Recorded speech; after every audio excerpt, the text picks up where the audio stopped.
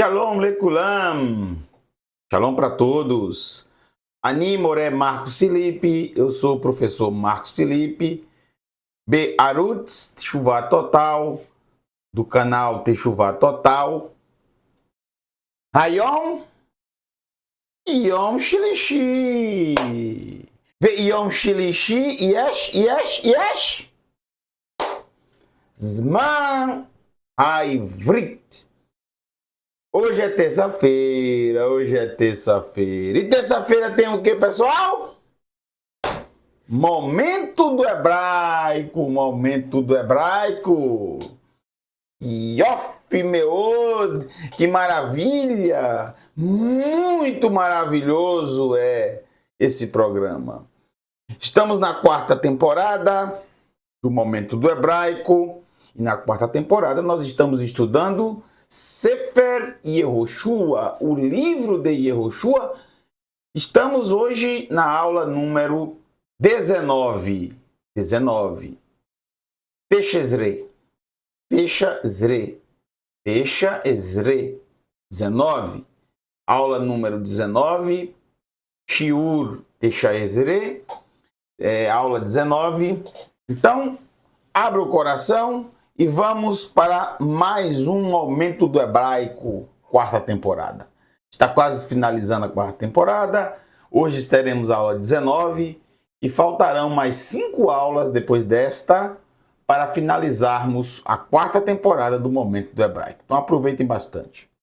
Nessa aula 19, vamos obviamente estudar textos, versos, pasukim em hebraico, versículos, do capítulo 19. E assim como os capítulos anteriores, vários capítulos anteriores, trata-se exatamente do sorteio da terra. Em hebraico, goral, sorte, sorteio. Então, vimos no capítulo anterior que faltavam ainda sete tribos serem sorteadas. E começou-se o sorteio. E o primeiro a ser sorteado foi a tribo de Binyamin. Binyamin foi a tribo sorteada, a primeira das 7 que faltavam. Faltam 6. Então vamos agora para a segunda tribo. A segunda tribo em diante. Esse capítulo 19, todas as outras 6 tribos serão sorteadas. É interessante que em todos os capítulos anteriores você tem muitos detalhes do sorteio da tribo de Yehudá, muitos detalhes do sorteio da tribo de Efraim, de Menashe, um capítulo inteiro da tribo de Binyamin, e agora nós temos outras 6 tribos, e todas as 6 vão estar nesse capítulo. Qual a segunda das 7 que foi sorteada? Vamos ver agora. E vamos tratar apenas dela nessa noite. Quem é ela? Capítulo 19, Yehoshua, a conquista da terra. Então acompanhe comigo aqui. Vamos ler o capítulo 19, verso 1 e o verso 9 apenas. O 1 e o 9. Eu não vou ler outros versos desse capítulo. Somente esses 2. Que é o que nós vamos utilizar na nossa aula de hoje. Vá e o vá aqui, o vav conjuntivo, e essa é uma palavra que aparece bastante no livro de Yehoshua. Saiu, Hagoral, Hasheni, o segundo sorteio, ou a segunda sorte. Sheni é segundo ou segunda, Goral, sorteio, sorte. Então saiu a segunda sorte, saiu o segundo sorteio. Para quem? Quem foi o segundo sorteado a adquirir terra? Estava ali os 7 pedaços de terra que iriam ser sorteados. Quem foi exatamente que pegou o segundo pedaço? E vamos ver que pedaço é esse. E vamos conectar a uma profecia muito antiga, bem antes disso acontecer. Uma profecia muito antiga. E aconteceu exatamente isso nesse momento. É simplesmente incrível. Le Shimon, para Shimon, também conhecido nas traduções bíblicas como Simeão. Shimon, um dos nomes mais comuns até os dias de hoje dados em Israel. Shimon é um nome extremamente comum. Extremamente comum.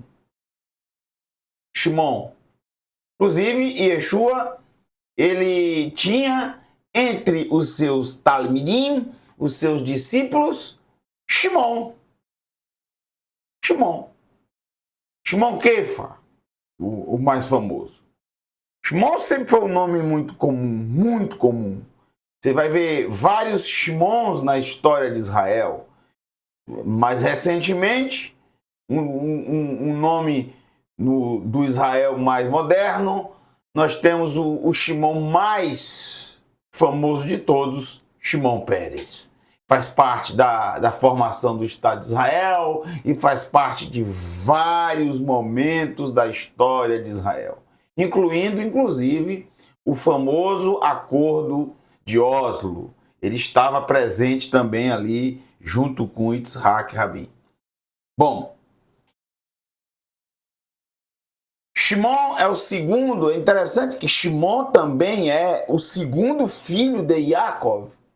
E nesse sorteio final das 7 tribos que faltavam, ele novamente é o segundo a ser sorteado.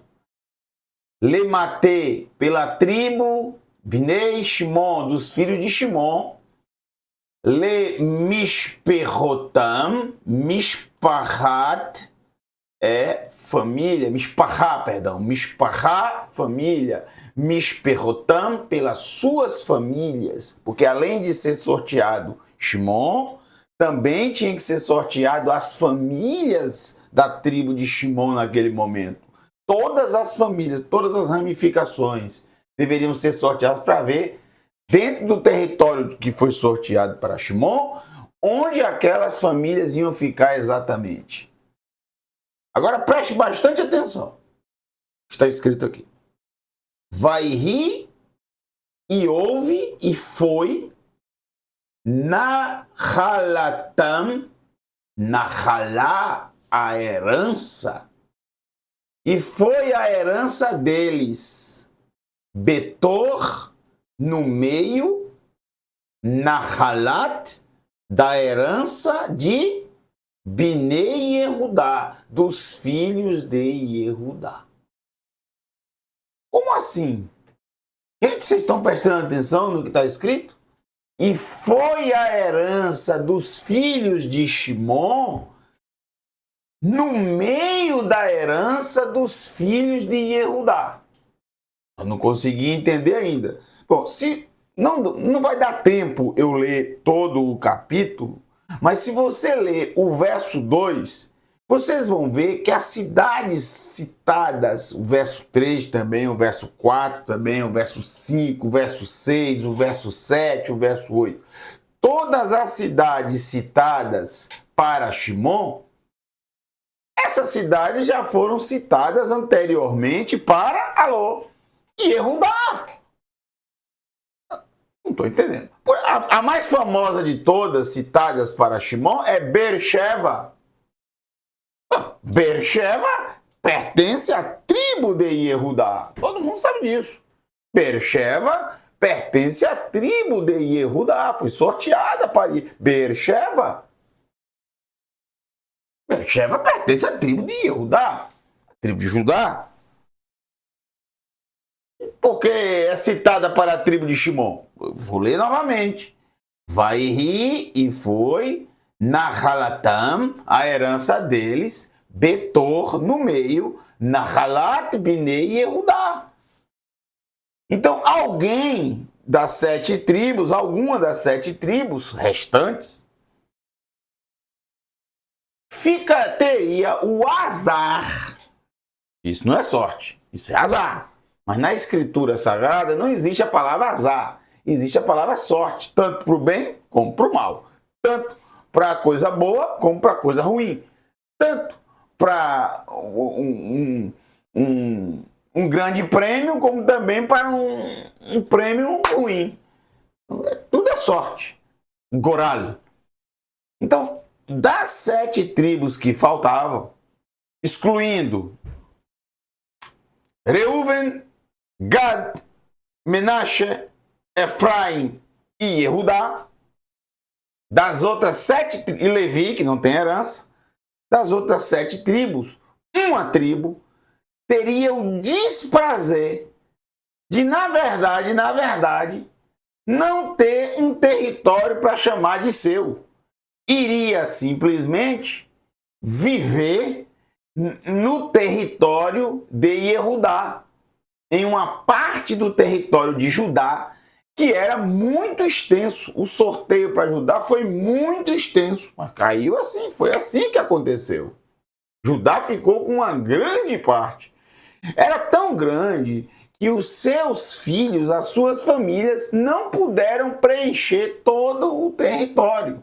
Por causa disso, ficou muito território vago, e quando eles fizeram listaram os lugares que estavam, por cidades que estavam vagas, eles incluíram o único território das 5 tribos que já tinham recebido herança, era esse, que poderia ser também computado para a divisão das outras tribos, tendo em vista que o território de Israel é um território muito pequeno, minúsculo.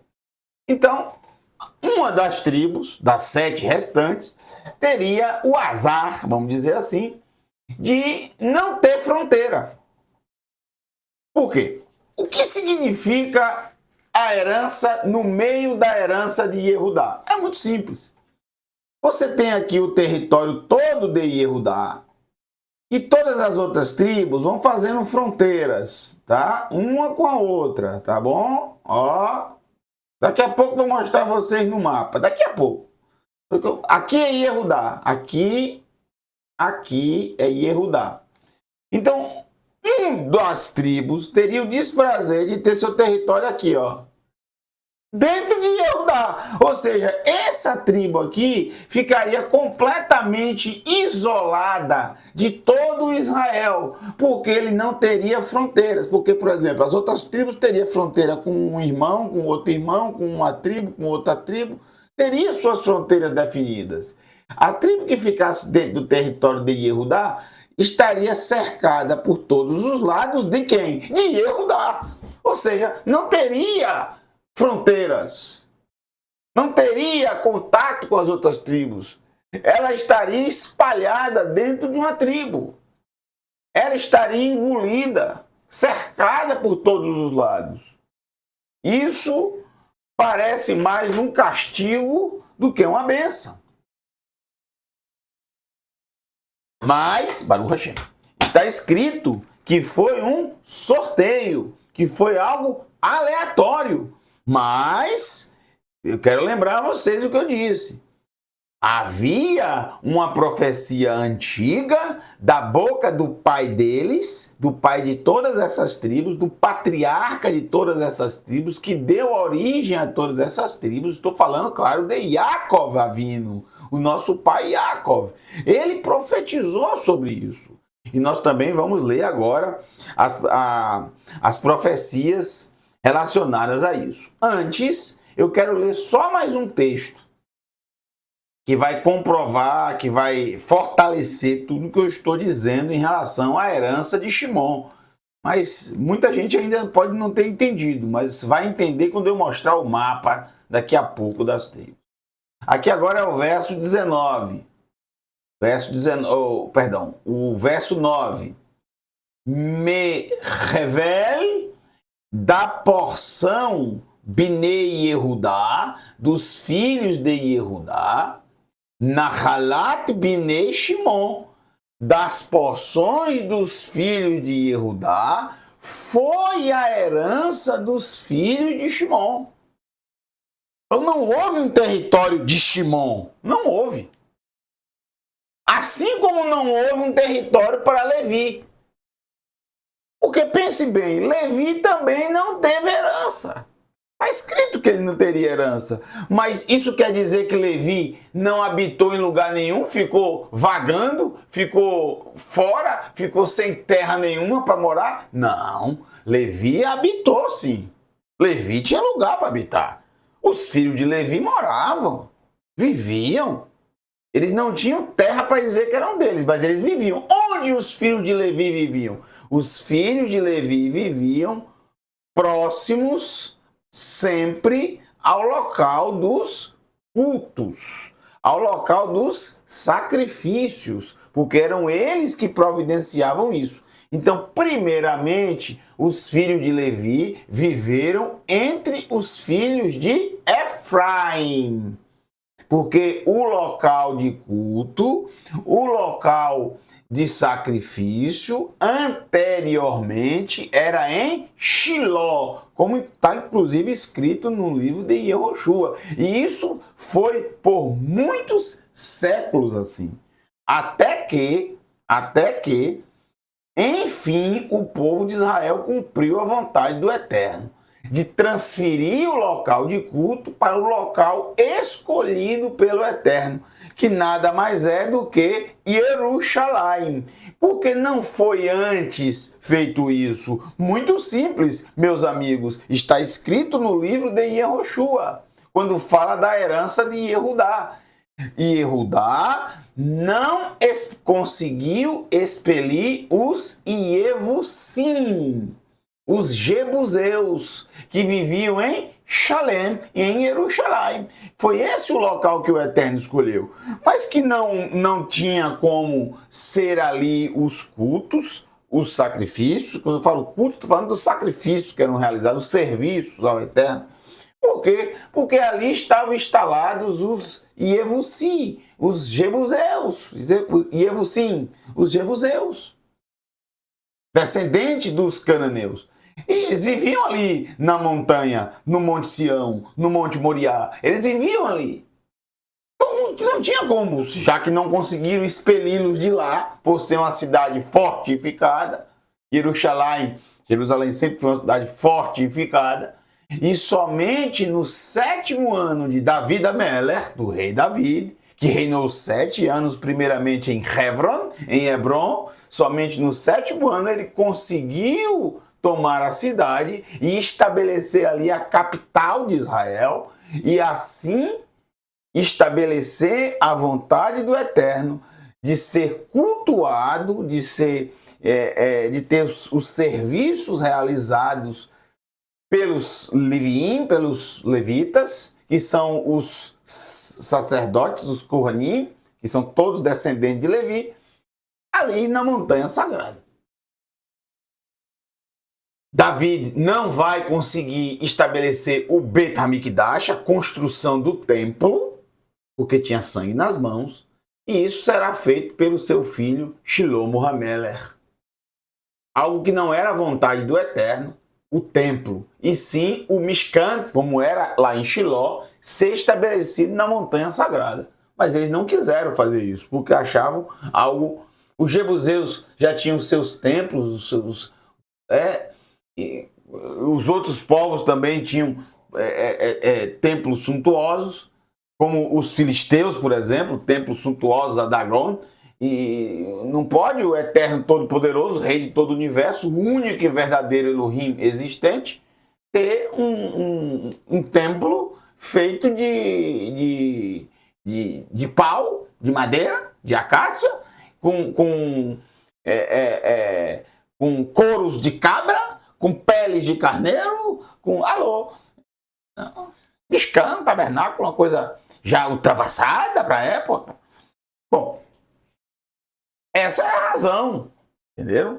E nesse momento, quando é estabelecido o Beit HaMikdash, o templo em Jerusalém, para onde vai toda aquela gama de sacerdotes, de Leviim, de levitas, não só os sacerdotes, como também os levitas, que apesar de não prestarem o serviço ao Eterno no Beit HaMikdash, no templo, eles tinham os vários serviços relacionados a cada uma das famílias dos levitas. Então, para onde eles migraram? Para Benjamim, que fica exatamente no território da Montanha Sagrada. E próximo à Montanha Sagrada, obviamente, né? Próximo, como vimos na última aula. Se você não assistiu, por favor, assista para você entender o território de Benjamim. Vocês vão ver que é exatamente ali a região próxima ao Monte Moriá. Entenderam? Ok, muito bem. Portanto, Levi não tinha herança nenhuma e Shimon também praticamente não, apesar de aparecer que eles herdaram, mas herdaram no meio de algo que já era de uma tribo e que simplesmente eles passaram a habitar porque aquela tribo não utilizava daquelas áreas. Isso é uma grande profecia para esses dois. Antes de eu mostrar a profecia e nós nos aprofundarmos nela, que é muito interessante a gente relembrá-la, e não só isso, ver diante dos nossos olhos profecias bíblicas antigas se cumprindo diante dos olhos de vocês. Vocês vão ver isso. Vocês vão entender por quê. O aleatório que é controlado pelo Eterno ocorreu e aconteceu para que uma profecia se cumprisse e a justiça fosse estabelecida. Nenhuma outra tribo poderia ser sorteada para esse local, somente Shimon mesmo. É incrível. Então, vocês vão entender melhor agora. Olha só, esse é o mapa das divisões das tribos depois de todos os sorteios que tivemos. Eu vou passar aqui uma linha vermelha no rio Iadém, também conhecido como Rio Jordão. É muito importante isso. O Rio Jordão, que nasce aqui, ó. Ele vem, olha aqui, ó. Eu vou acender essa linha vermelha, vai acompanhando essa linha vermelha, que isso aqui é muito importante, gente. A geografia bíblica ela é de suma importância. O Rio Jordão nasce aqui no Monte Hermon, com o degelo do Monte Hermon. Ele vem descendo porque é exatamente a geografia da terra de Israel. Uma descida do Monte Hermon, o ponto mais alto, vai descendo até o ponto mais baixo, que é aqui, ó, no Mar de Sal, também conhecido como Mar Morto. Aqui é o ponto mais baixo da terra de Israel, não só da terra de Israel, mas do planeta Terra. Então aqui as águas do Jordão vêm, enche o Mar da Galileia e fica exatamente aqui, ó, na divisa do Rio Jordão. É o Rio Jordão, Mar da Galileia. O Rio Jordão continua o curso, sai do Mar da Galileia e continua o curso. Olha só, vendo aqui? Esse é o Rio Jordão, ó. E ele termina com as suas águas no ponto mais baixo, numa grande depressão chamada hoje Yam HaMelach, Mar do Sal. E é salgado porque aqui era exatamente o local de Sedom e Amorá, Sodoma e Gomorra. Com a sua destruição, você sabe muito bem que tudo isso aqui virou sal, até os dias de hoje. Toda a água que chega aqui recebe todo esse sal que está embaixo na superfície. Por isso a água fica muito salgada e 10 vezes mais salgada que qualquer parte do oceano. Isso aqui não é oceano, está a 432 metros abaixo do nível do mar. Preste bastante atenção. Isso aqui é o Rio Jordão, a parte vermelha, ó, gente. Presta atenção que isso é importante. Infelizmente, 2 tribos e meia, a tribo de Reuven, olha como era pequena, a tribo de Gad e metade da tribo de Manassés, não quiseram atravessar o Jordão. Está vendo o Jordão aqui? Como eu não vou ler sobre as outras tribos, eu vou aproveitar esse mapa e falar tudo para vocês agora, para vocês aprenderem e entenderem. Então, a tribo de Reuben, disse que não ia atravessar o Jordão, que preferia ficar ali na terra de Moabe, nas planícies de Moabe. Uma pena isso, hein? Infelizmente isso aconteceu. Rejeitaram a herança. A tribo de Gad também rejeitou a herança. preferiram ficar com o gado, preferiram ficar com as ovelhas, preferiram ficar com a planície. E metade da tribo de Manassés também não quis atravessar. Eu diria que é até mais do que a metade, se você olhar o mapa. Mas vamos colocar a metade, porque é assim que diz a Escritura. Não em território, mas pode ser metade de famílias, né? Metade de pessoas. Então essas 2,5 tribos não tiveram herança do outro lado do Jordão. Todas as outras tribos tiveram a sua herança do lado do Jordão. Eu vou começar aqui com a tribo de Dan. A tribo de Dan pegou um território que fica na divisa com o território dos filisteus. Olha o território dos filisteus aqui, ó, gente, ó. Isso aqui é o território dos filisteus. Olha as cidades aqui, tá vendo? Gaza, Azar, Ashkelon, Asdod, Gat. Está faltando aqui a cidade de Ecrom. Dan reclamou bastante, porque esse era um território da tribo de Yehudá, aqui é tudo Judá. E esses povos aqui, eles não foram expelidos, os filisteus não foram expelidos de imediato pelos Yehudim, pelos judeus, ou seja, pelos descendentes da tribo de Yehudá, não foram expelidos. E por isso, eles atacavam muito o Dan, que estava na divisa. Dan, então, pede a Yehoshua um outro território. E aí Yehoshua concede esse território aqui, que até hoje é chamado de Dan, justamente na nascente do Jordão. Estão entendendo? Maravilha. Agora, preste atenção Eu apaguei o Rio Jordão. Vamos de novo o Rio Jordão aqui, ó. O Jordão. Só o Jordão, ó. Pronto. Só para entender melhor. Vamos lá. A tribo de Yehudá, de Judá, olha o tamanho da tribo de Judá, gigantesca. Mas observem que justamente em Jerusalém, que eles não conseguiram expelir os jebuseus, foi dado no sorteio das 7 tribos que faltavam para Biniamim. Lembra? Biniamim pegou até o vale do Guerrinom, o vale de Rinom, por exemplo.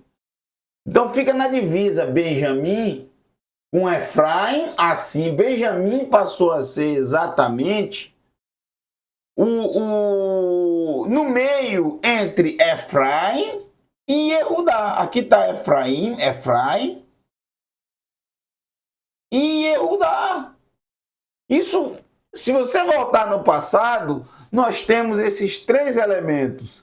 Efraim, na pessoa de Yosef, no meio está Biniamim e do outro lado está Yehudá. E há um conflito meio que indireto entre os dois, entre Yehudá e Yosef, Yehudá e Efraim. Por causa de quem? De Biniamim, que Efraim, na pessoa de Yosef, o acusava de ter roubado o copo. E dessa forma, ele deveria ser preso, ser condenado e ficar lá preso. Ao passo que Yehudá não aceitou e assumiu a culpa. Houve um embate entre eles. É interessante, no sorteio eles voltam a ficarem na frente. E o embate vai existir, gente, entre Efraim e Yehudá. Por quê? Porque Efraim, que por muito tempo teve as tribos subindo até Shiló para celebrarem o Eterno, agora mudou. Em vez de ser Shiló, é aqui em Jerusalém, que fica, obviamente, na fronteira com Yehudá, no território de Yehudá, entre Yehudá e Biniamim. Então há essa disputa intensa. A outra metade da tribo de Menashe ficou aqui, vocês podem ver, eles tinham até ligações aqui praticamente de território. Nós temos a tribo de Asher, que ficou no litoral, a tribo de Naftali, que é muito importante, é grande parte da Galileia, junto com Zevulun, né? Zevulun e Naftali ficaram na região da Galila, que vocês estão vendo o mar da Galileia. Então, são 2 tribos que fazem parte da Galileia, Zevulun e Naftali. A Galileia praticamente são essas duas tribos. E eu destaco agora, por último, exatamente a tribo de Shimon. Tá? Não há Levi aqui, Levi não tem herança. Primeiramente, Levi ficou aqui ao derredor de Shiló e de Betel, e depois eles passaram a ficar aqui na tribo de Beniamim, por causa de Jerusalém. Agora, olha Shimon. Shimon, gente, diferente de todas as outras tribos, elas têm fronteiras. Olha aqui, ó. Asher faz fronteira com Menache, faz fronteira com Zevulun, faz fronteira com Naftali. Naftali faz fronteira com Asher, faz fronteira com Dan, faz fronteira com Menache, tanto a metade como a outra metade, faz fronteira com Issachar, faz fronteira com Zevulun. Zevulun faz fronteira com Asher, com Naftali, com Issachar, com metade da tribo de Menache. E assim sucessivamente, todas as tribos têm as suas fronteiras, com exceção de quem? De quem? Shimon, que não tem um território dele. Ele simplesmente ficou com o território dentro da herança de Yehudá. É como se a tribo de Yehudá tivesse uma outra tribo e aumentasse o seu território. É realmente... Aqui não tem como faltar mais água não, viu? Alô? Delícia. Não, é impressionante. Mas por que que Shimon e Levi tiveram esses contratempos? Por que que Shimon teve esse azar terrível? E por que que Levi não teve herança? Ah, porque Levi tinha que servir ao Eterno. Sim, o que é que impede deles terem uma terra deles? O que é que impede? Eles não vão servir o Eterno se tiverem uma terra? Isso não faz muito sentido para mim. Hein? Faz sentido se vocês lerem as profecias antigas. Aí vai fazer sentido. E eu quero terminar com isso, lendo esses 4 versos da Escritura Sagrada. Vamos voltar rapidamente aqui.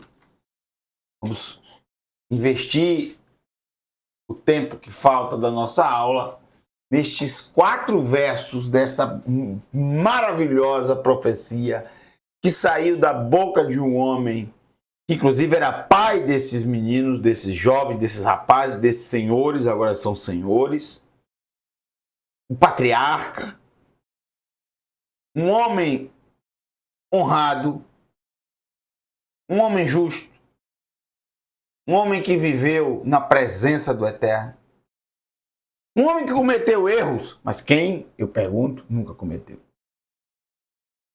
Um homem que tinha os seus defeitos, mas também tinha muitas qualidades. E eu fico, assim, impressionado com o senso de justiça desse homem,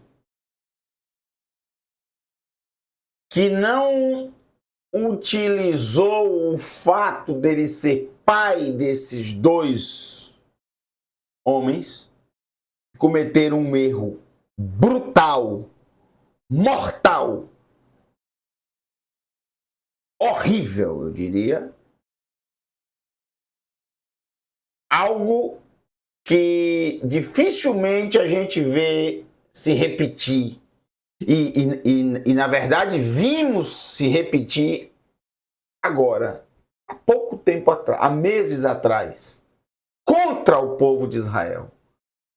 Isso é o que chamamos de genocídio, uma palavra muito mal empregada nos dias de hoje. As pessoas nem sabem o que é genocídio, não sabem o que é. Cada um tem uma definição. Genocídio é sair matando. Não, não é bem assim. Genocídio é você chegar para um determinado grupo e aniquilar aquele grupo indiscriminadamente, sem separar o que é isso, o que é aquilo, o que é bom, o que é mal, nada. Sair acabando, destruindo tudo. E de forma brutal, cruel, e se divertir, inclusive, com isso.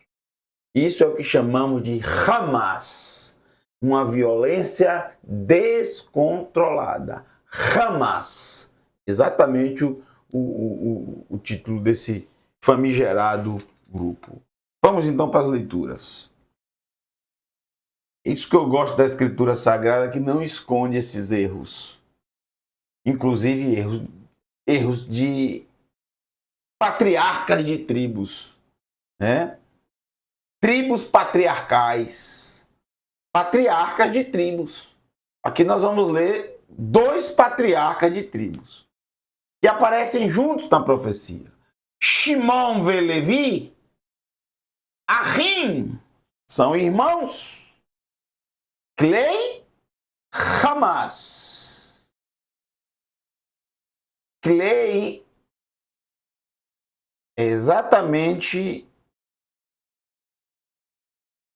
utensílios. É assim que são chamados os utensílios Klei HaMishkan, os utensílios do tabernáculo. Que utensílios eram esses? Os garfos, as facas,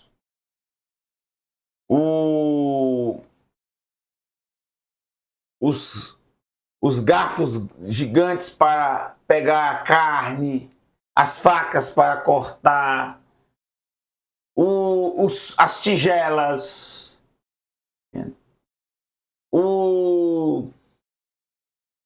as assadeiras dos pães da presença, enfim, todos os demais utensílios que eram outro utensílio muito utilizado no Mishkan, os utensílios para se queimar, o ketoret, o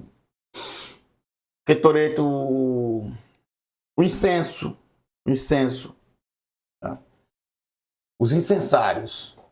Pronto, os incensários, muito bem. E tudo isso você pode resumir com a palavra klei, ou seja, utensílios. São irmãos de utensílios ou instrumentos de Hamas. Hamas, exatamente o nome desse famigerado grupo que as pessoas teimam a não chamá-lo de terroristas. Não é possível, até o nome deles já denota isso. Hamas é uma violência descontrolada, é uma violência sem controle. Brutal. Insana. Sem controle. Descontrolada. Que utiliza de todos os meios possíveis para cometer atrocidades. E além disso, observem o que eu vou dizer para vocês, o que está incluído na palavra Hamas. Além disso, eles utilizam do engano e da mentira para inverterem a situação, se colocando como vítima quando são terríveis agressores, terríveis, violentos e brutais agressores. É tudo isso que significa a palavra Hamas. Utiliza de mentira, utiliza de engano, invertendo a situação, se colocando como vítima, quando na verdade são os brutais agressores. Hamas é isso. É algo descontrolado, é algo que você não consegue controlar e é algo que você não consegue sequer compreender. E a vítima passa a ser o agressor. E o agressor brutal se coloca como vítima. Aqui diz, inclusive, Mecheroteihem. São os planos deles. Os planos deles, desses dois, Shimon e Levi, são instrumentos de Hamas. Gente, essa profecia é algo estarrecedora, porque está falando de dois filhos de Israel. Porém, se vocês observarem, é algo exatamente que acontece nos dias de hoje contra os filhos de Israel, através desse grupo que leva exatamente esse nome, Hamas. Porque eles têm planos, eles planejam, eles macumunam, eles se juntam com várias outras organizações com o mesmo propósito de criar terror, pânico, violência de forma brutal, insana, incontrolável. E ainda com todo tipo de instrumento, com todo tipo de utensílio de violência, que a violência não é só matar, não é só cortar, não é só fazer sangrar, não é só mutilar, não é só isso. A violência também é a mentira, porque talvez seja até pior do que o derramamento de sangue. Além de você derramar o sangue inocente, além de você ser brutal com as pessoas, pior do que isso é você se colocar como vítima, negar que você fez aquilo, mentir descaradamente. É o que o Hamas está fazendo, inclusive, agora. Eles estão dizendo que não fizeram nada com os filhos de Israel. Nada. Parece, então, que os reféns foram lá voluntariamente. Alô?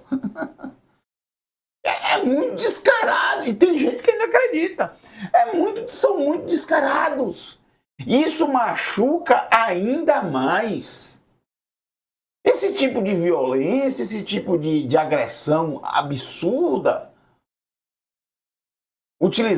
se colocando como vítima, é algo tão descontrolado, tão forte, um golpe tão duro nas vítimas, que é difícil até lutar contra algo assim. Como? Eles se colocam como vítimas. E assim você vai fazer o quê? Nada. Não dá o que fazer.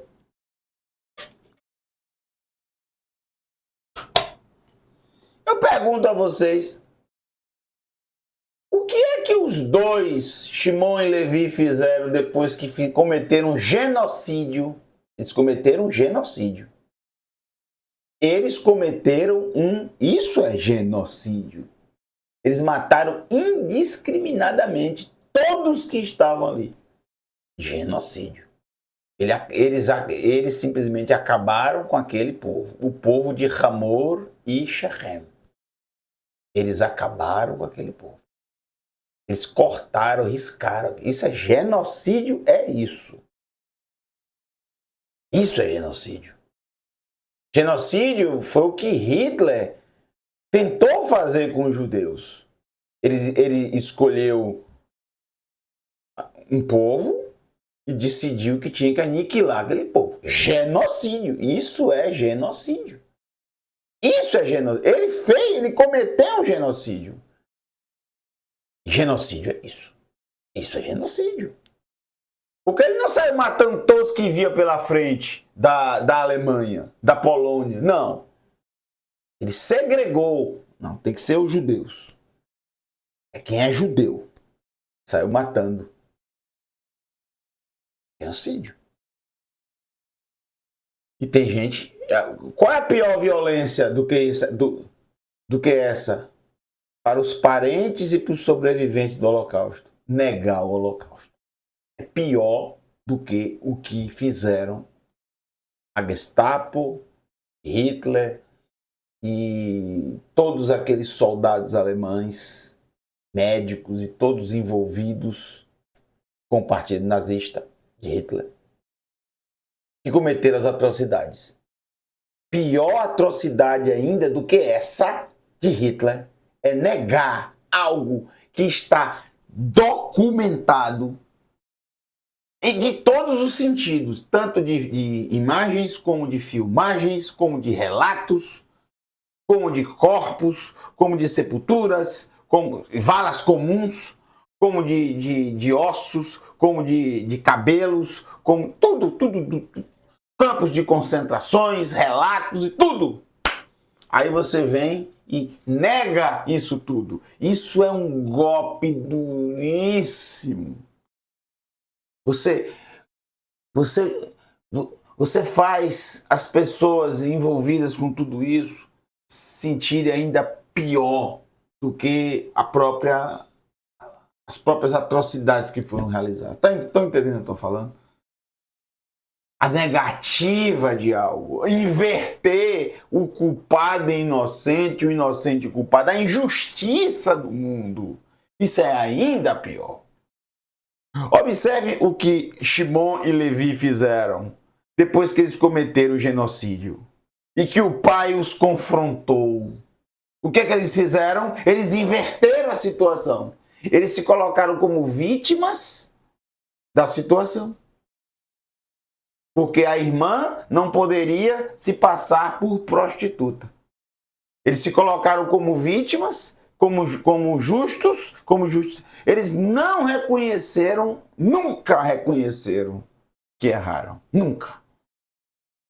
Por isso, o seu pai, que era um homem justo e que não tinha de forma alguma compactuação com o Hamas dos filhos, não tinha e não ia levar isso para a sua sepultura, passar a mão na cabeça daqueles que não têm um pingo de arrependimento, que não se arrepende, que nunca confessaram, que se colocaram como vítimas. Não, para eles estavam certos. É o que esses terríveis terroristas, todos eles, se vocês perguntarem, qualquer um que perguntar, não pergunta não, você não é alô, eu não quero perguntar não. Mas se você perguntasse, todos eles iam dizer que estavam fazendo certo, fizeram certo. Eles disseram isso e fizeram o que achavam que era certo fazer. Que eles são vítimas. E que os que morreram mereceram morrer. Bom, quando a gente lê essas coisas, eu sempre digo para vocês, não disse hoje ainda, mas vou ter que dizer, vocês sabem muito bem o que eu vou dizer agora. Vocês sabem muito bem. Alô? Preciso dizer? O ser humano é o mesmo. O ser humano é o mesmo. Mudou alguma coisa? Alô? Passa o tempo. Passa o tempo. Aí as pessoas dizem, vem a ciência, vem a evolução das coisas. Pode ter evoluído tudo em relação à ciência e à tecnologia. Mas, sem ir, porém, todavia, contudo, o ser humano é o mesmo. O ser humano é o mesmo. Vocês querem mais prova? Prova 10.937. O ser humano. Agora, olha o que Yaakov diz. Verso 6 do capítulo 49 de Bereshit, da profecia incrível de Yaakov, boca profética. O mover do eterno, o mover da profecia veio sobre ele. E ele não poupou os seus filhos. Não, ele foi justo. Besodam, observem que é a palavra Sedom. O que é Sedom? Sodoma. Sodoma.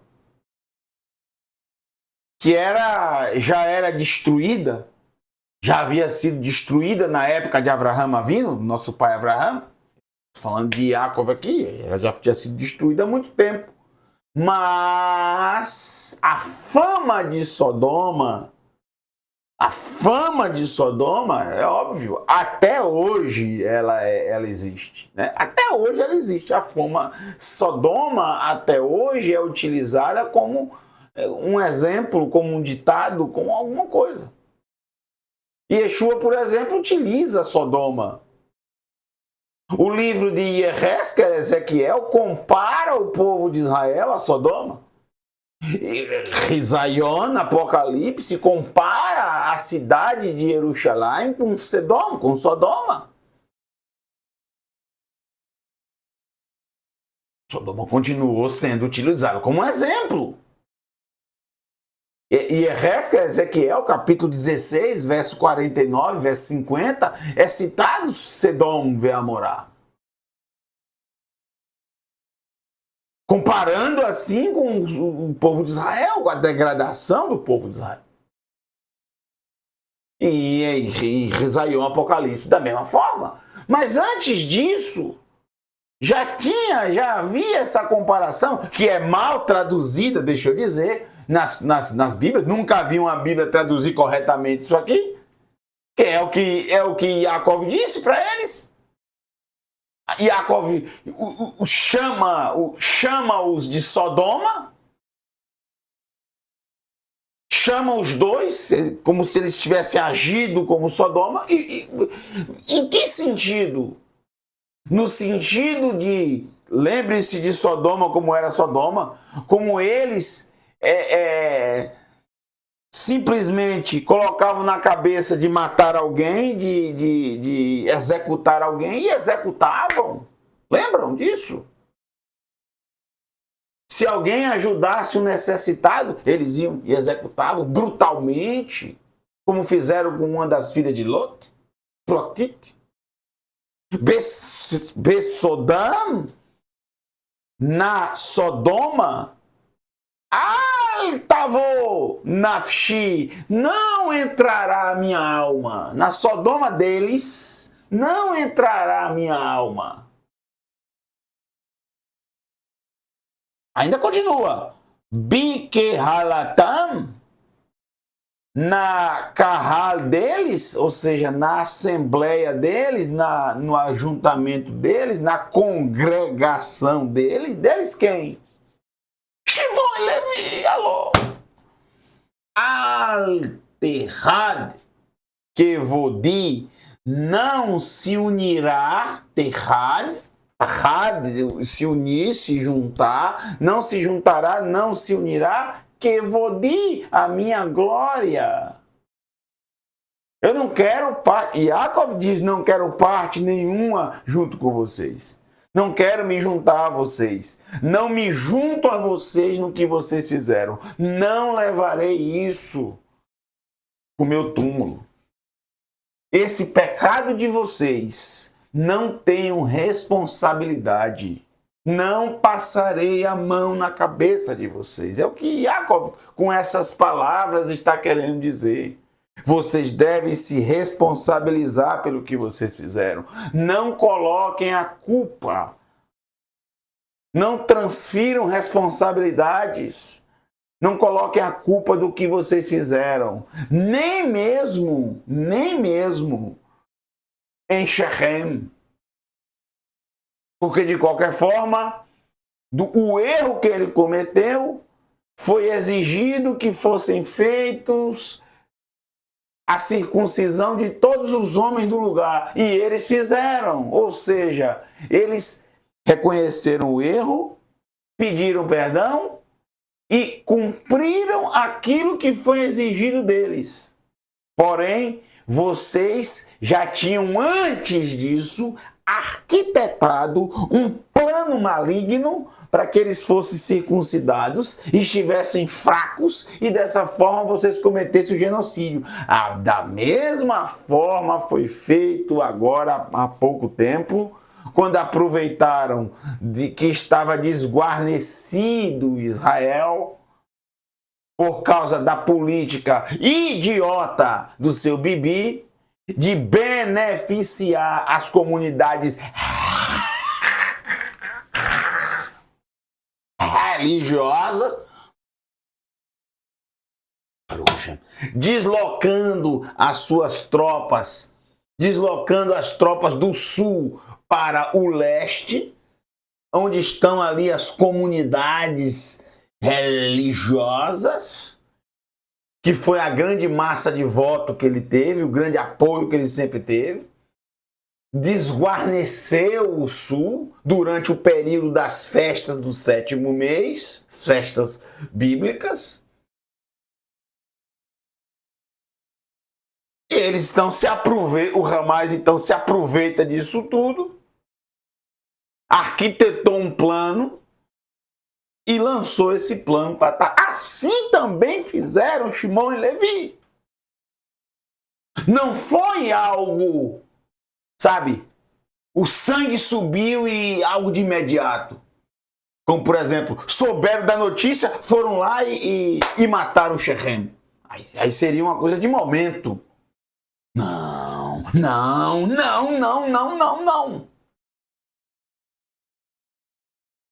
Eles arquitetaram, conspiraram.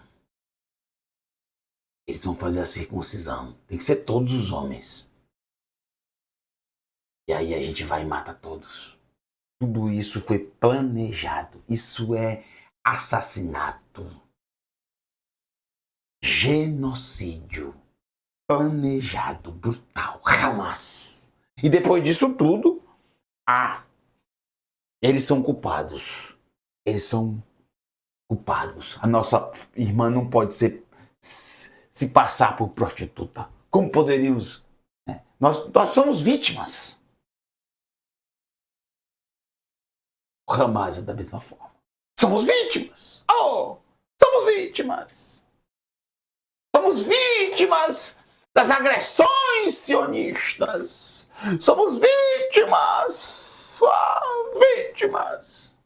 E os seus líderes nos países como Doha, no Catar, cidade de Doha, no Catar, vivendo no Catar, vivendo nos Emirados Árabes, em lugares luxuosíssimos, em prédios luxuosíssimos. Ainda bem que as nações abriram os olhos para isso, que todos esses financiamentos de dinheiro que mandam para Gaza, na verdade, vão para o bolso do Hamas. E eles investem em túneis, investem em mísseis, investem em armas, investem em tudo isso. E a população sem nada.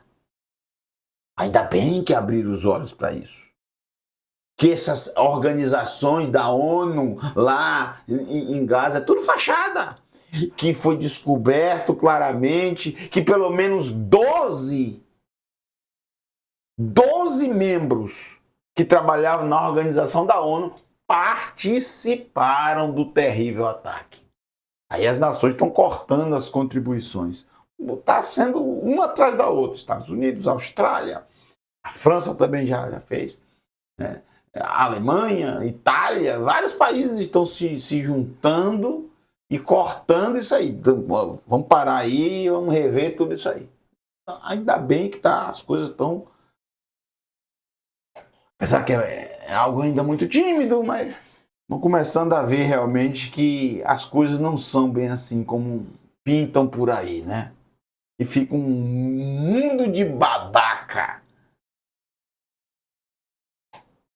Free Palestine! Free Palestine! Alô? Ó. Observe o que os verdadeiros cidadãos de Gaza estão gritando agora, que estão longe do radar do Hamas. Eles estão gritando que o Hamas seja destruído. Eles estão gritando que o povo destruirá o Hamas. Porque agora eles estão indo pelos corredores humanitários que o exército de Israel fez, longe das agressões e violências do Hamas, que os impediam de sair dos lugares que eram bombardeados, justamente para ter vítimas entre os civis, e é algo que é praticamente impossível de não acontecer numa guerra. Mas mesmo assim, Israel tem feito de tudo para que não aconteçam essas vítimas. Mas, como eu disse, o Hamas é assim. Eles se colocam como vítimas, se colocam como... Né? Mesma coisa de Shimon e Levi aqui. Abençoado seja o Eterno. Esses dois rapazes, olha só o que Yaakov confessa aqui. Além de dizer que não vai se juntar no que eles fizeram. Que, pois, Beapam, pois na sua ira, na ira deles, Hargu Ish, mataram homens. Mataram homens. Na ira deles, mataram homens. Não só isso, o Virtsonam, Ratson é vontade, Ratson Hafshi, vontade livre. E na vontade deles, no desejo deles, o que eles fizeram? Ikru. E o que é isso? Akaru, Ikru. Essa palavra, inclusive, aparece em Terrelim, em Salmos, capítulo 22. O que é Akaru? Akaru é traspassar, furar. E na vontade deles, Ikiru Shor, traspassaram o gado, o boi. Mutilaram, traspassaram. Ou seja, traços de uma personalidade cruel. Fizeram isso por vontade deles, ou seja, por desejo deles. Eles gostaram de fazer isso, eles se divertiram com isso. Então, esses dois, além de tudo que fizeram, além de tudo, eles eram pessoas extremamente cruéis. Psicopatas. Narcisistas. Eu sei lá o que eu posso chamar esses dois. Que miséria foi isso que eles fizeram. Aí você volta pro Hamas agora, os dias atuais, observem, são as mesmas características.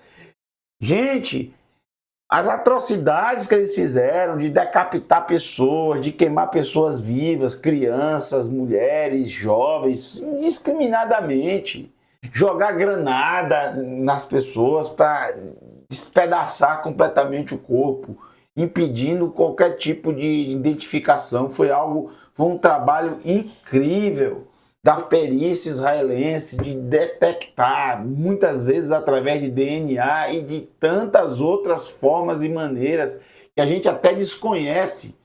Eles conseguiram descrever as pessoas. Isso foi um trabalho incrível. Muitas partes do corpo estavam misturadas de várias pessoas, porque uma família, por exemplo, se abraçou na hora em que eles lançaram granadas. Atiraram, depois lançaram granadas que explodiu e os corpos ficaram completamente... É uma coisa... É impossível você conseguir assistir essas coisas. Não dá para assistir, não tem como. Não existe um filme de terror que seja pior do que isso. Eles se divertiram, porque eles mesmos filmaram tudo isso, eles filmaram tudo. Se na época de Shimon e Levi existisse câmera, GoPro, eles tinham filmado também, se divertido. Se na época existisse, eles tinham feito isso, porque é o que Yaakov está falando aqui e eu estou traduzindo por dias de hoje. Essa mutilação desse gado pela vontade deles é exatamente essa vontade cruel deles de fazer atrocidades. O que aconteceu com o estupro da irmã deles foi um gatilho para eles colocarem para fora tudo aquilo que estava dentro deles, aflorava dentro deles, algo inclusive que já tinha acontecido contra o próprio irmão Yosef. Lembre-se que Shimon queria matar o próprio irmão. O homem já tinha uma natureza horrível. Tinha uma natureza horrível. Isso foi um pouco antes, ele tentou matar Yosef, foi um pouco antes do caso de... Não, Yosef foi depois, perdão. Yosef foi depois, não. Yosef foi depois. Depois. Me perdoe, eu acabei me equivocando. Yosef foi depois. Você observa. Eles não mudaram nada. Pior ainda. Se foi depois, pior ainda. Eles não mudaram nada.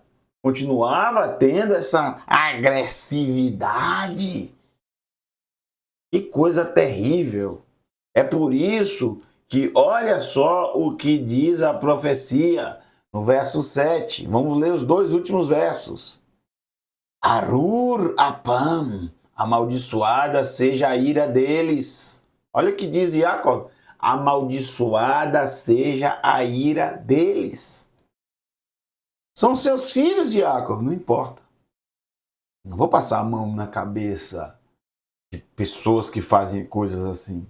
Amaldiçoada seja a ira deles, que pois foi forte, foi violenta, eviratam,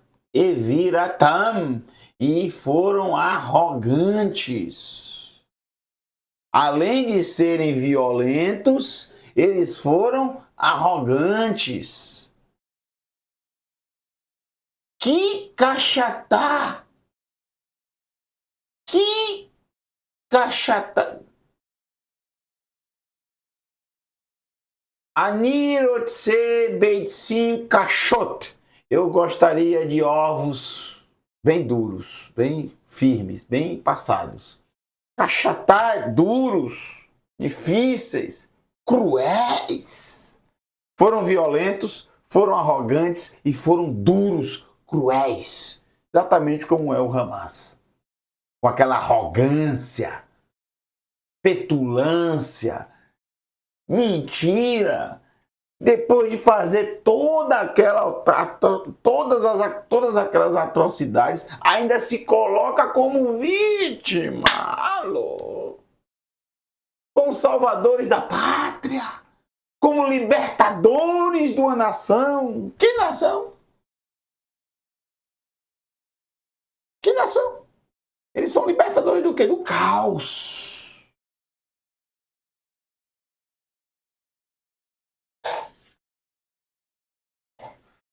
Agora vem a punição. Aqui, ó. Aqui vem a punição. Ahalkem, halak, vocês estão bem ambientados para essa palavra halak, não estão? Halak quer dizer parte. A parte da herança. O A aqui, o Aleph, está dizendo? O Aleph denota futuro. Então,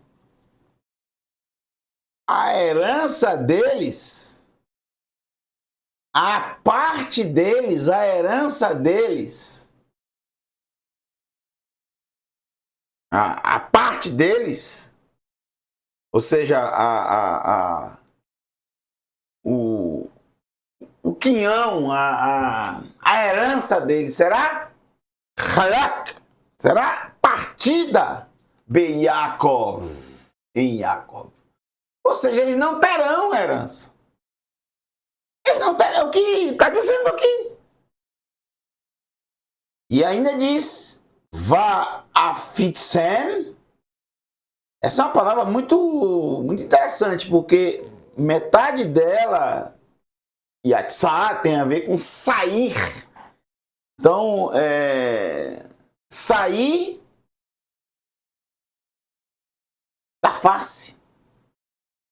Ou seja, eles serão espalhados. Eles não terão herança. É como se Jacob dissesse isso. Be-Israel, em Israel. Eles ficarão espalhados em Israel. E não terão herança. E é exatamente isso que vai acontecer. Porque Levi não vai ter herança. E não me venha dizer, como muitos ignorantes, muitos que não seguem o exemplo de Yaakov, que eu sigo o exemplo dos meus pais, dos patriarcas. Eu sigo o exemplo dos servos do Eterno. E não fico passando a mão na cabeça de um e de outro. Só porque é um personagem bíblico. Não. Eu aprendo com os meus pais. Eu aprendo com a Escritura Sagrada. E Jacob, o pai deles, não passou a mão na cabeça deles. Então, quando o Eterno determina que Levi não teria herança nenhuma, isso não é uma bênção para Levi. Nunca foi. Não vem dizer que é uma bênção. Não é, gente. Isso não é uma bênção. Isso é exatamente a colheita do que foi feito por eles. Isso é exatamente a consequência que não... Quando é que eles escolheram a consequência? Bem depois. Não tiveram herança. Ah, não tiveram herança porque vão servir ao Eterno. O que é que uma coisa tem a ver com a outra? Quem vai servir ao Eterno não vai precisar morar em algum lugar? Não vai? Vai. Não vai precisar comer? Vai. Não vai ter que trabalhar não, para comer. Não vai plantar, não vai colher. Vai servir o Eterno como?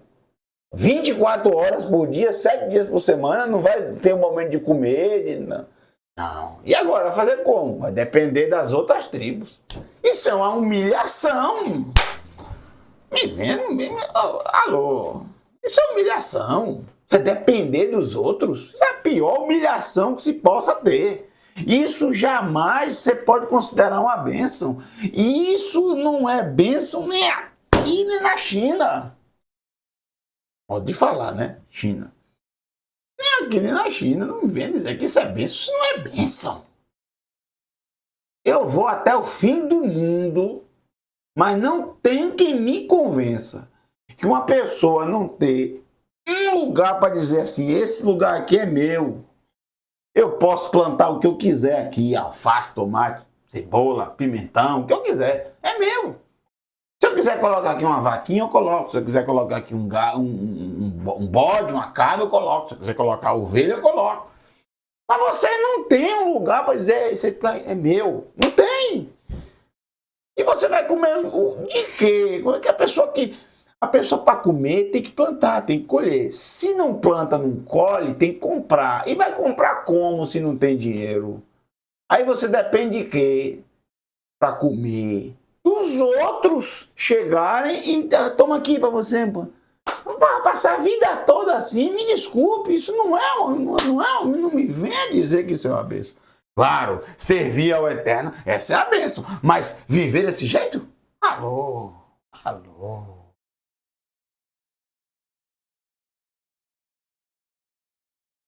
Se fosse qualquer outra tribo, eu podia chamar de aleatório. A Levi, logo Levi. E Shimon também, observe, Shimon também foi espalhado no meio de Israel. Não há uma terra para dizer essa terra aqui é minha, mas pelo menos há um local deles. Claro, sem fronteira, no meio do povo, de uma humilhação também. Mas qual a diferença entre Shimon e Levi? Por que eu percebo que Shimon foi menos pior do que Levi? Shimon foi menos pior que Levi. Porque pelo menos Shimon teve um território dentro de Yehudá, mas pelo menos ele teve um território. Há uma diferença entre os dois. Exatamente desse... Eu quero terminar com isso. Antes de eu falar sobre isso, o próximo verso da profecia, estranhamente, mas para mim não é nada estranho, porque tudo está na profecia. Qual a próxima pessoa a ser citada na profecia de Jacob? Yehudá. Exatamente onde Shimon vai estar espalhado. E também o próprio Levi, próximo depois, ele vai estar ali em Beniamim, né? Mas isso é muito interessante. Logo depois é justamente onde Shimon vai estar em Yehudá. É espetacular essa profecia aqui, ó. É o verso 8, né? Yehudá atá yuduha achicha yadecha beoref oivecha. Yehudá, você terá o reconhecimento dos teus irmãos. A tua mão estará sobre o pescoço dos teus inimigos. Muito bem. Agora vamos finalizar com isso. Por que eu tenho a sensação que Shimon teve um desfecho menos pior do que Levi? Por quê? Queria saber o motivo.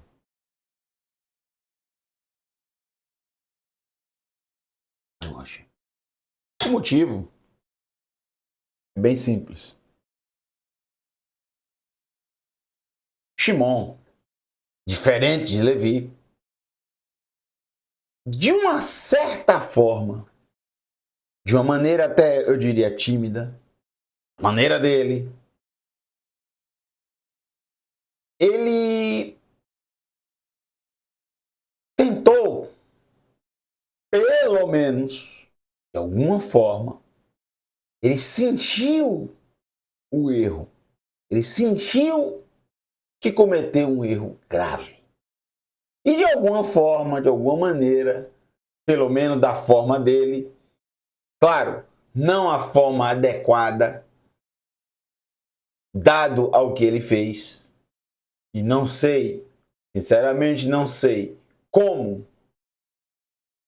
consertar algo tão terrível. Não há conserto. Não há mais conserto. Isso aí. O mínimo que ele poderia fazer era confessar que errou. Mas, de alguma forma, Shimon fez isso. Levi não. De alguma forma. De que forma? Bom, Diná foi resgatada. Foi levada de volta para o seio de Israel. Na época que isso aconteceu, uma mulher como ela ter sido estuprada agrava mais ainda a situação. Nessa época, as mulheres que já tinham tido um relacionamento, elas não tinham chance alguma. Não havia chance alguma. Se tivesse um relacionamento com um outro homem, não havia chance alguma de ter, porque era considerada uma mulher pertencente àquele homem que teve o relacionamento e mais nenhum outro homem poderia se relacionar com ela. Assim era na época. Na concepção das pessoas era assim. Ainda não existia a ideia de divórcio, não existia. Tanto que você observa que Yaakov, quando tem relações com Lea, ele entende que ele tem que ficar com Lea até a morte. Não tinha como devolver, não existia isso mais, não tinha como fazer. Não existia isso mais, não existia isso na época. Não existia divórcio, repúdio, não existia. Não existia. Então, o que é que Shimon faz? Porque o tempo vai passar, os meses vão passar depois dessa tragédia e a barriga de Diná vai crescer. Ou seja, Diná, ela engravidou fruto daquele estupro de Shechem. Vai nascer aí então um cananeu, porque o pai do filho de Diná era um cananeu. Porém, Shimon, ele faz algo incrível. Shimon assume a paternidade daquele filho. Ele coloca aquele filho, isso é algo realmente muito bonito da parte de Shimon. Ele coloca aquele filho, e isso está na sua genealogia, que erroneamente aparece assim, e Shaul, que significa desejo. Daí que vem a palavra Sheol, que é o desejo dos vermes comerem a carne. Sheol, sepultura. O desejo incontrolável dos vermes de comerem a carne do morto. Sheol, dessa palavra vem Shaul, desejo. E dessa palavra vem Sha'al, perguntar. E a pergunta nada mais é do que o desejo de ter uma resposta. Alô? Então, o nome do menino foi Shaul, porque por que colocaram Shaul? Contando a história dele. Um desejo incontrolável do Shechem de possuir Diná. E aí está escrito, Shaul, filho da Cananeia. Mas na verdade não é da Cananeia, é do Cananeu. Só que o tradutor vai dizer, como é que é filho do Cananeu se é filho de Shimon? Entenderam, gente? Ele assume a paternidade da criança, assume a paternidade, e como a herança é através do pai, aquele menino teve herança dentro da tribo de Shimon. Aquele menino, filho de Diná, cresceu como se fosse filho, na verdade, de Shimon. Chamava Shimon de pai. Cresceu e herdou dentro da tribo do pai, entre aspas, teve os seus filhos, os seus descendentes, todos como descendentes de Shimon. Porém, é sangue cananeu. Por isso que eu repito, os arqueólogos indoutos que não conhecem a história de Israel, que dizem, não, os israelitas na verdade são cananeus. Mas não é que são cananeus, é que eles se misturaram em muitos momentos. Olha a tribo de Yehudá, toda misturada com cananeus. Tem sangue de cananeus, seja por parte da mãe, seja por parte do pai. Muitas vezes. Caleb nada mais é do que um estrangeiro. Otoniel, outro estrangeiro. Os filhos e por aí vai muito. Rahav, a ex-prostituta, cananeia. Os filhos de Yehudá, todos eles com cananeias. Só um sobreviveu, foi Shelah, mas ele teve mais dois com Tamar, que também era cananeia. Então, não adianta a religião querer esconder essas coisas. Isso está na Escritura. Não pode ser simplesmente, né? Shimon, voltando a finalizar, Shimon, ele fez um ato, eu diria, de alguma forma, de alguma maneira, foi a forma dele reconhecer o erro, de alguma maneira, de alguma forma, ele reconhece, de alguma forma, de alguma maneira. Então, pelo menos é a minha forma de ver.